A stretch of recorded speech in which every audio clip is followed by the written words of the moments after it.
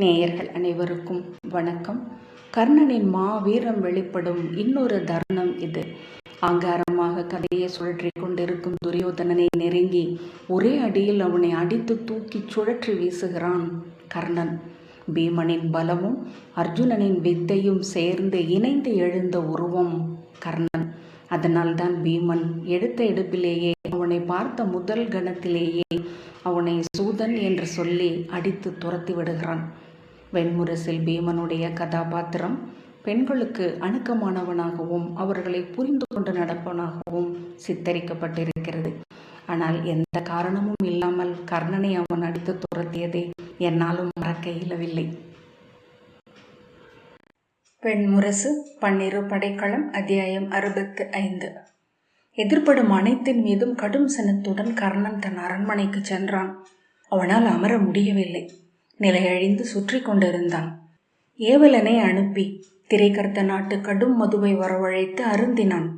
மது உள்ளே சென்று அங்கிருந்த எண்ணங்களின் மீது நெய்யாக விழுந்து மேலும் பற்றி கொண்டது. உடல் தளர்ந்து கால்கள் தள்ளாடிய போதும் உள்ளம் எரிந்து கொண்டிருந்தது. ஏவலனை அனுப்பி இளைய அரசியின் அரண்மனையில் அரசர் இருக்கிறாரா என்று பார்க்க சொன்னான். அவன் திரும்பி வந்து அங்கு அரசர் சென்ற போது இளைய அரசி ஓடிச் சென்று உள்ளே தன் அறைக்குள் புகுந்து கதவை சாத்தி கொண்டதாகவும், அரசர் அங்கிருந்து வாசல்களை உடைத்து தூண்களை உதைத்து விரிசலிடச் செய்து கூச்சலிட்ட பின் திரும்பி தன் அரண்மனைக்கே சென்று விட்டதாகவும் சொன்னான். சற்று நேரத்தில் இளைய அரசியின் செய்தியே வந்தது. அவள் கலிங்கத்துக்கே மீள விழைவதாக சொல்லி இருந்தாள். சற்று நேரத்தில் துர்மதன் ஓடி வந்து, மூத்தவரே, தாங்கள் வர வேண்டும். அரசரை தாங்கள்தான் கட்டுக்குள் நிறுத்த வேண்டும். துச்சாதனரையும் துர்முகரையும் சுபாகுவையும் அறைந்து விட்டார். பீமபலன் அடி வாங்கி விழுந்து நினைவிழந்து விட்டான். அவரை மருத்துவ அறைக்கு கொண்டு சென்றிருக்கிறோம் என்றான். கர்ணன் சற்று நேரம் தன் தலையை தாங்கி அமர்ந்திருந்த பின், என்ன செய்வதென்று எனக்கு தெரியவில்லை என்றான். குறைந்தது தாங்கள் அவரை பிடித்து நிறுத்த முடியும். இழுத்து சென்று இன்றிரவுக்கு மட்டுமாவது எங்காவது அறைக்குள் அடைத்து விட முடியும் என்றான். இத்தருணத்தில் நான் அவரை எதிர்கொள்ள விரும்பவில்லை என்றான் கர்ணன். இத்தருணத்தில் தான் தாங்கள் எங்களுக்கு தேவை மூத்தவரே என்றான் துச்சலன் உரத்த குரலில். அவரை போலவே நானும் இருக்கிறேன் மூடா. அதே நிலையில்தான் நானும் இருக்கிறேன். புரிகிறதா? செல் என்றான் கர்ணன்.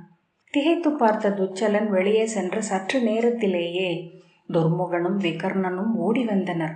மூத்தவரே, தாங்கள் வந்தாக வேண்டும். இல்லையேல் இன்றிரவு என்ன நடக்கும் என்றே தெரியாது என்றனர். கர்ணன் என்ன சொல்கிறார் என்றான். தந்தைக்கு முன் சென்று போருக்கு அறை கூவப் போவதாக சொல்கிறார். கதாயுதத்தை எடுப்பதற்காக பயிற்சி கூடத்திற்கு ஓடினார். அங்கே அவரை தடுத்த வீரர்களை அறைந்து வீழ்த்தினார். தலையை அசைத்து, அவர் செல்ல மாட்டார் என்றான் கர்ணன். செல்வார். இன்றிருக்கும் நிலையில் தந்தைக்கு முன் அவர் உறுதியாக சென்று நிற்பார். இப்போதிருக்கும் சொற்களுடன் அவர் சென்றால் தந்தையின் ஓர் அறையிலேயே உயிர் விடுவார். வாருங்கள் மூத்தவரே, இத்தருணத்தில் வராவிட்டால் பிறகு அவரை பார்க்கவே முடியாது போகலாம் என்றான் விகர்ணன். கர்ணன் எழுந்து தன் சால்வையை எடுத்து போட்டபடி நடந்தான். அறைக்கு வெளியே வந்தவுடன், இன்னும் சற்று மது கொண்டு வரச் சொல் என்றான். போதும் மூத்தவரே, தாங்கள் இப்போதே கால் தள்ளாடி கொண்டிருக்கிறீர்கள். தங்களால் நடக்க முடியாது என்றான். நீ எனக்கு சொல் சூழ வேண்டியதில்லை. விலகு மூடா என்று கர்ணன் கையை ஓங்கினான். விகர்ணன் சற்று பின்னடைந்தான். கர்ணன் விகர்ணனை பார்த்து, உன்னை தோளில் தூக்கி நான் வளர்த்திருக்கிறேன். என் முன் சிறுவனாக அன்றி நீ நின்றதில்லை. நான் நடக்க முடியுமா இல்லையா என்று சொல்வதற்கு நீ யார் என்றான். விகர்ணன், பிழைதான், பொறுத்தருளுங்கள் மூத்தவரே. விரைவில் வாருங்கள். அரசர் என் நிலையில் இருக்கிறார் என்றே தெரியவில்லை என்றான். துரியோதனின் மாளிகை முகப்பில் கௌரவர்கள் அனைவருமே நின்றிருந்தனர். கர்ணனை கண்டதும் அவர்களில் சிலர் அவனை நோக்கி ஓடி வந்தனர். சுஜாதன் கர்ணனின் கையை பற்றி கொண்டு, மூத்தவரே என்று அழுதான். என்ன என்ன என்றான் கர்ணன். அவர் பெரிதொருவராக ஆகிவிட்டார். அவர் எங்கள் மூத்தவரே அல்ல. வேறு ஏதோ தெய்வம் அவருக்குள் குடியேறிவிட்டது என்றான் சுஜாதன். கர்ணன் பொறு பொறு என்று அவன் தோளை தட்டியபடி முன்னால் நடந்தான். துர்மதன், எதிர்ப்படும் அத்தனை பேரையும் அறைகிறார். தந்தையிடம் போர் புரியப் போவதாக அறைகூவுகிறார் என்றான். எங்கிருக்கிறார் என்றான் கர்ணன். துச்சாதனன் படைக்கலசாலையில் கதை சுழற்றி கொண்டிருக்கிறார். தந்தையை போருக்கு அறை கூவுவதாக சொல்லி 4 வீரர்களை தூது அனுப்பிவிட்டார். 4வரையும் நாங்கள் தடுத்து விட்டோம். தந்தை வரவில்லை என்று கண்டால் அவரே கதையுடன் கிளம்பி புஷ்பகோஷ்டத்துக்கு செல்லக்கூடும் என்றான். கர்ணன் நின்று ஒரே கணத்தில் அந்த போரை கண்ணுக்குள் கண்டான். ஆம், அவர் போருக்குத்தான் சித்தமாகிவிட்டிருக்கிறார் என்றான். தம்பியர் உடல் தளர்வதை அவன் ஓரக்கண் கண்டது. கர்ணன் வலச்சுற்றை கடந்து படைக்கல பயிற்சி சாலைக்கு சென்றான். 4 பக்கமும் கதை பயிற்சி களத்தில் நிழல்களாடுவது சூழ்ந்திருந்த வலச்சுற்றின் கதை தூண்களில் ஒளியாடலாக தெரிந்தது. அவன் படைக்கல பயிற்சி சாலைக்குள் நுழைந்த போதே சாயும் வெயிலில் கதை சுழற்றி கொண்டிருந்த துரியோதனனை கண்டான். கதை காற்றில் உருமியபடி சுழன்று காட்சியில் உருகி இரும்பாலான ஒரு நீள் சுழலாக மாறியது. விண்ணிலிருந்து ஒரு பாம்பு துரியோதனனை சுற்றி பிணைந்து சீறுவது போல் இருந்தது. பெருக்கெடுத்தெழுந்த ஓடை ஒன்று அவனை அள்ளி சுழற்றி சென்றது போல. அவனை பார்த்தபடி கர்ணன் செய்வதறியாது நின்றான்.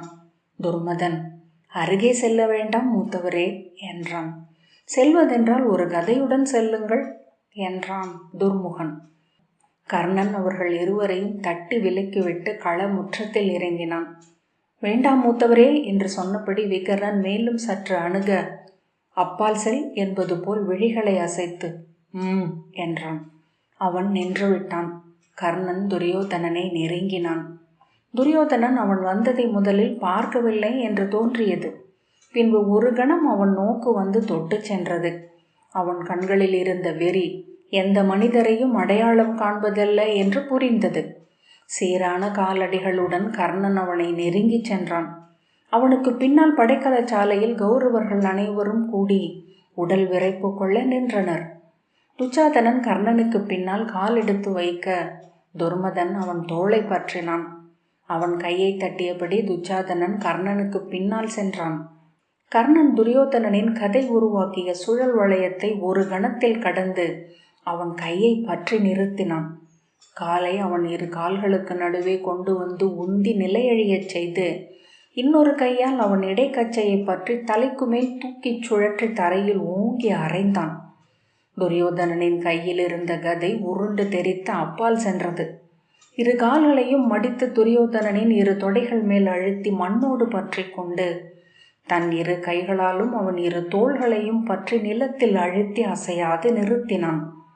வெறி கொண்ட பன்றி போல் உருமியபடி துரியோதனன் கர்ணனின் பிடியிலிருந்து தப்ப முடியாமல் திமிரி நெளிந்தான். கர்ணன் குனிந்து அவன் விழிகளை பார்த்து, அஸ்தினபுரியின் அரசே, என் சொற்களை கேளுங்கள். நாம் இந்திரபிரஸ்தம் செல்வோம். அச்சொற்கள் புரியாதது போல் துரியோதனன் உருமினான். நாம் இந்திரபிரஸ்தத்திற்கு செல்வோம், அவளை பார்ப்போம். எதையும் பொறுத்தருளுவதற்காக நாம் செல்லவில்லை. அங்கு நாம் அடைந்த சிறுமைக்கு நிகர் செய்வோம் என்றான். உச்ச இறுக்கத்தில் என நின்றிருந்த துரியோதனன் தசைகள் மெல்ல அசைந்தன. ஆம், அதற்காகவே சொல்கிறேன். நாம் அங்கு செல்வோம், அவள் விழிகளை பார்த்து பேசுவோம், அதற்காக என்றான் கர்ணன். அஸ்தினபுரியை விட்டு இப்போது இந்திரபிரஸ்தத்தில் என்ன நடக்கிறது என்று பார்ப்போம். துரியோதனனின் உடல்நிலை சற்று சீரடைகிறது. மதுபர்க்க சடங்குக்காக தர்மன் தன் 4 தம்பியருடன் வந்து காத்திருக்கிறார். கர்ணன் அவரை எதிர்கொள்கிறார். ஏற்கனவே துரியோதனனின் தம்பியர் அனைவரும் சென்று விட்டனர்.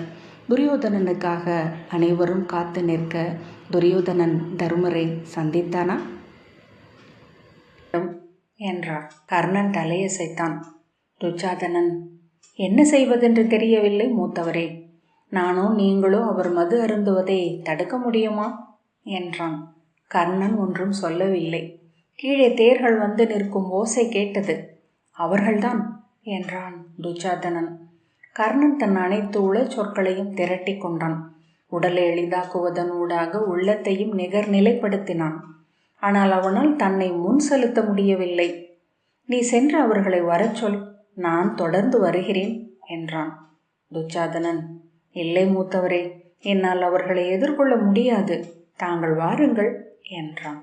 நான் அரசரை ஒரு முறை பார்த்துவிட்டு வருகிறேன். நீ செல், முகமன்கள் அனைத்தையும் சொல் என்று துச்சாதனனின் தோளை தட்டி அனுப்பிவிட்டு அவன் துரியோதனனின் அறைக்குள் நுழைந்தான். துரியோதனன் அப்போதும் கண்களை மூடி படுத்திருந்தான்.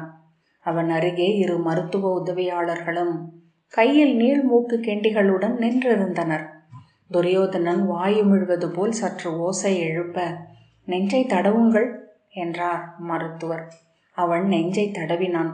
மருத்துவர் அவன் 2 கைகளையும் பிரித்து பார்த்து, உள்ளங்கைகளில் நீர்மை சற்று கூடியிருக்கிறது என்றார். சுரைக்காய் குடுக்கை ஒன்று துரியோதனனின் 2 கால்களுக்கு நடுவே வைக்கப்பட்டிருந்தது. நினைவு மீண்டு விட்டாரா என்றான் கர்ணன். நினைவு மீள வேண்டுமென்றால் உடல் வெம்மை குறைய வேண்டும், குறைந்து வருகிறது என்றார் மருத்துவர். கர்ணன் இடையில் கை வைத்து துரியோதனனை நோக்கி நின்றான். 2 மருத்துவ உதவியாளர்களும் துரியோதனனை மெல்ல தூக்கி அமர்வது போல் நகர்த்தி மீண்டும் குடுவையை அவன் இடைநடுவே வைத்தனர். ஓங்கரித்து உடல் எம்பி எழுந்து துரியோதனன் குமட்டி குடித்த நீரை வாயுமிழ்ந்தான். ஏன் நீர் வெளிவருகிறது என்று கர்ணன் கேட்டான். மருத்துவர், உடல் நீர் பிரியவில்லை, உடல் நீர் பிரியாவிடில் குடிநீர் குமட்டும் என்றார். இத்தருணத்தில் அவரால் ஒரு பயணத்தை மேற்கொள்ள முடியுமா என்று கர்ணன் கேட்டான். 2 முறை உடல் நீர் பிரிந்தால் எழுந்து நடக்கவே முடியும். சோர்விருக்கும், ஆனால் நடக்க முடியும் என்றார் மருத்துவர். கர்ணன், அவர் சித்தமானதும் எனக்கு தெரிவியுங்கள் என்ற பின் அறையை விட்டு வெளியே வந்து படிகளில் இறங்கினான். கீழே கூடத்தில் அரசனை கோலத்தில் தருமனும் அணியாடையில் 4 தம்பியரும் நின்றிருந்தனர். கர்ணனை பார்த்ததும் தருமன் முன்னால் வந்து, எப்படி இருக்கிறார் என்றார். சீரடைந்து வருகிறார் என்றான் கர்ணன். மதுவை சற்று மிகுதியாக குடித்து விட்டார் என்று இளையவன் சொன்னான். இத்தனை நாள் இங்கு மது களியாட்டு நடந்தது. அப்போதெல்லாம் அஸ்தினபுரி அரசர் மிகையாக அருந்தவில்லை. நேற்று என்ன நடந்தது என்றார் தருமன். நேற்று தனிமையில் இருந்தார். சற்று களைப்பாக இருந்ததனால் நான் என் அரண்மனைக்கு சென்று துயின்று விட்டேன் என்றான் கர்ணன். தனிமை மதுவை மிகச் செய்கிறது என்றார் தருமன். எவராவது ஒருவர் இருந்திருக்கலாம், தாழ்வில்லை. மது அருந்தியதுதான் நோய் முதல் என்றால் 1 நாழிகைக்குள் சரியாகி விடுவார். மருத்துவர் இருக்கிறார் அல்லவா? ஆம் என்றான் கர்ணன். தருமன், இன்று அஸ்தினபுரியின் அரசர் கிளம்புவதாக சொன்னார்கள். மதுபர்க்கம் அளித்து அனைவருக்கும் விடை கொடுப்பதற்காக வந்தோம். இளையோர் அனைவரும் கிளம்பி சென்று விட்டதாக சொன்னார்கள் என்றார். ஒரு விரிவான மதுபர்க்க சடங்கு நிகழ்த்துவதற்கு அரசரின் உடல்நிலை ஒத்துழைக்காதென்பதால் அவர்களை நான் தான் அனுப்பினேன் என்றான் கர்ணன். அவர்களுக்கு மதுபர்க்கம் அளித்திருக்கலாமே. அஸ்தினபுரியின் அரசர் தம்பியருடனும் மைந்தருடனும் துணைவியருடனும் இங்கு வந்திருப்பதுதான் உண்மையில் என்னை சத்ராஜித்தாக உணரச் செய்தது. பெரிதொருவருக்காக அல்ல, என் மூதாதையருக்காகவும் உடன் பிறந்தாருக்காகவும் இச்செங்கோலை ஏந்துகிறேன் என்று எண்ணிக்கொண்டேன் என்று தருமன் சொன்னார்.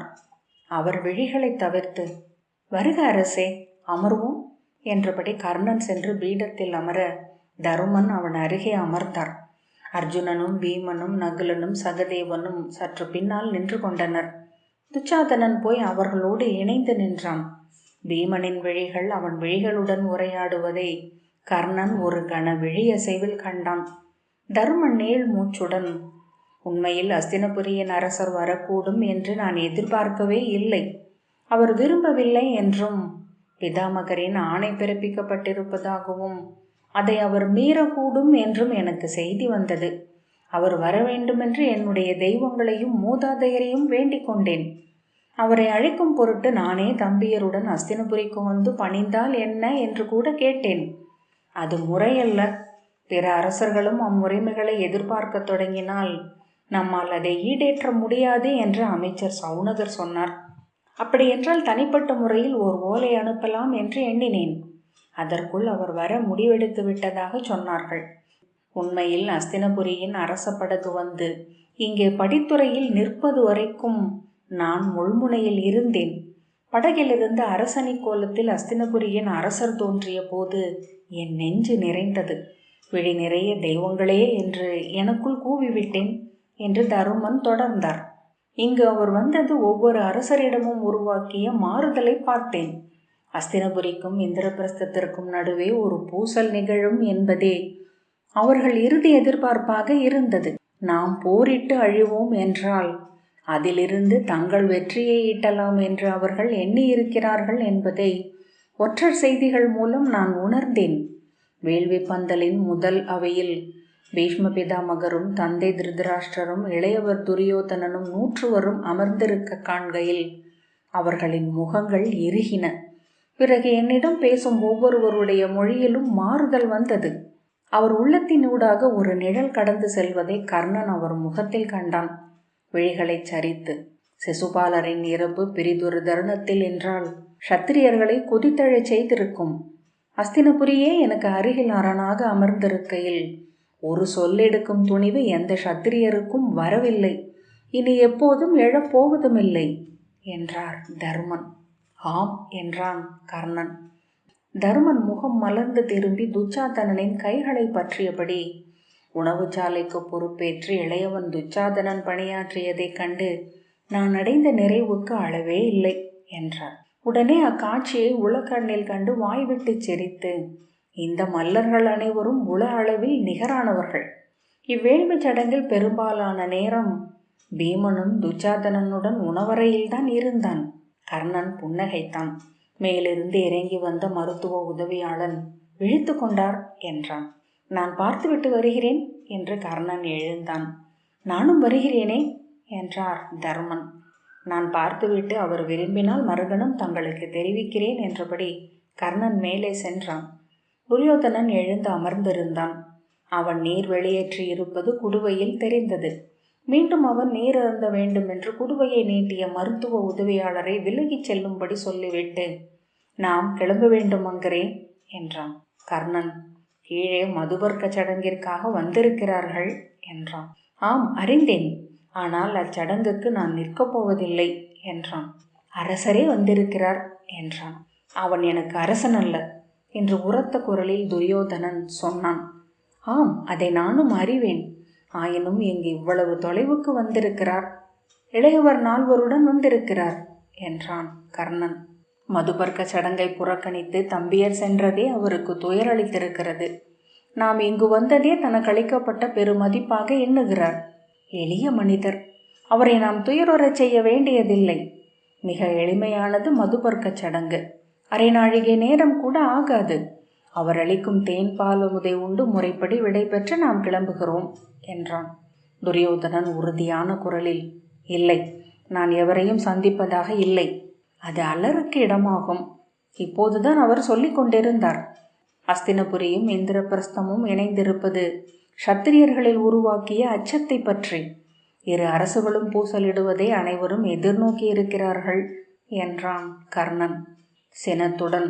பூசல் தொடங்கிவிட்டதென்று அனைவருக்கும் தெரியட்டும் என்று கூவி, போய் சொல்லுங்கள் அவர்களை திரும்பி போகும்படி. இன்னும் சற்று நேரத்தில் நான் இந்நகரில் இருந்து கிளம்புகிறேன். இங்கு நான் இருக்கப் போவதில்லை ஒரு கணமும். ஏவலரை அழைத்து என் உடைகளை சித்தமாக்குங்கள். இன்னும் சற்று நேரத்தில் நான் கிளம்ப வேண்டும் என்றான். அரசே என்று சொல்லத் தொடங்க, போதும் என்று கை காட்டி, அவர்களிடம் சொல்லுங்கள். நன்று என்று தலை தாழ்த்தி கீழே வந்தான். எப்படி எச்சொற்களில் அதை முன்னெடுப்பது என்று அவனுக்கு தெரியவில்லை. அவன் வருவதை கண்டதுமே தருமன் எழுந்து, என்ன சொல்கிறார்? நினைவு மீண்டு விட்டதா என்றார். நினைவு மீண்டு விட்டது. உடை மாற்றி வர சற்று பிந்தும் என்றான் கர்ணன். நான் காத்திருக்கிறேன்.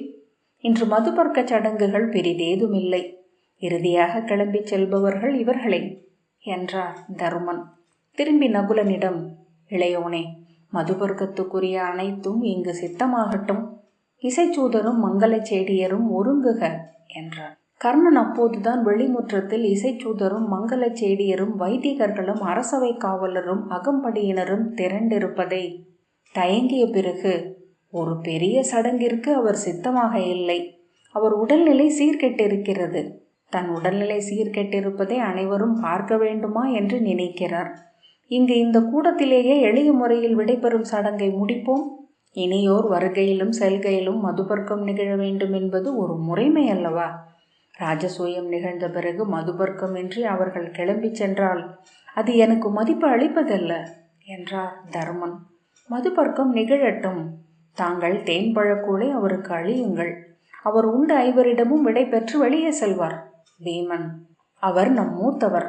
மங்கள வாழ்த்தும் இசையும் என்று அவர் எப்படி செல்ல முடியும் என்றான். கர்ணன் ஏதோ சொல்ல வாய் எடுக்க அர்ஜுனன், இவ்வழியாகத்தானே அவர் வெளியே செல்வார், செல்லும் வழியில் மங்கள இசையும் வாழ்த்துக்களும் எழட்டுமே என்றான்.